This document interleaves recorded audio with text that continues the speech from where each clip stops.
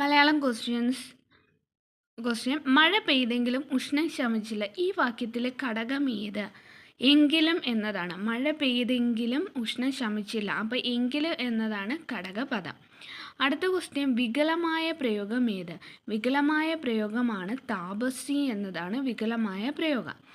അടുത്ത ക്വസ്റ്റ്യൻ തന്നിരിക്കുന്ന വാക്യത്തിൽ തെറ്റായ ഭാഗം ഏത്? തന്നിരിക്കുന്ന വാക്യത്തിൽ തെറ്റായ ഭാഗം സർഗസൃഷ്ടിപരമായ എന്നതാണ് തെറ്റായ ഭാഗം. അടുത്തത് ശരിയായ വാക്യപ്രയോഗം കണ്ടെത്തുക. ശരിയായ വാക്യപ്രയോഗം ഞാൻ ചോദിക്കുന്നതിന് മാത്രം ഉത്തരം പറഞ്ഞാൽ മതി എന്നതാണ് ശരിയായ വാക്യപ്രയോഗം. അടുത്തത് I am afraid I can help you. I am afraid I can help you എന്ന് വെച്ച് എനിക്ക് നിങ്ങളെ സഹായിക്കാൻ കഴിയുമെന്ന് തോന്നുന്നില്ല.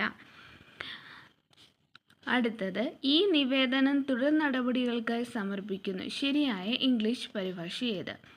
ഈ നിവേദനം തുടർ നടപടികൾക്കായി സമർപ്പിക്കുന്നു എന്നത് I submit this memorandum for immediate action. I submit this memorandum for immediate action.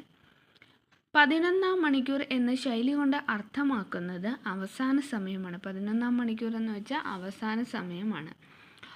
Block head എന്നാൽ മഹാവിഡ്ഢി. ബ്ലോക്ക് ഹെഡ് എന്ന് വെച്ചാൽ മഹാവിഡ്ഢി. ക്വസ്റ്റ്യൻ ഒന്നും കൂടെ. മഴ പെയ്തെങ്കിലും ഉഷ്ണം ശമിച്ചില്ല എന്ന് പറഞ്ഞാൽ ആ വാക്യത്തിലെ ഘടകപദമാണ് എങ്കിലും എന്നത്. അടുത്തത് വികലമായ പ്രയോഗമാണ് താപസി എന്നതാണ് വികലമായ പ്രയോഗം. തന്നിരിക്കുന്ന വാക്യത്തെ തെറ്റായ ഭാഗമാണ് സർഗസൃഷ്ടിപരമായ എന്നതാണ് തെറ്റായ ഭാഗം.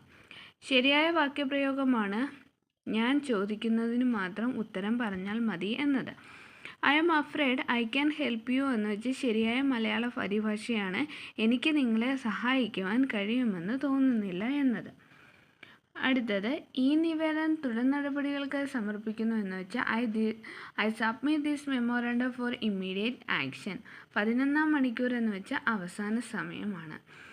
ബ്ലോക്ക് ഹെഡ് എന്ന് വെച്ചാൽ മഹാവിഡ്ഢി എന്നാണ്.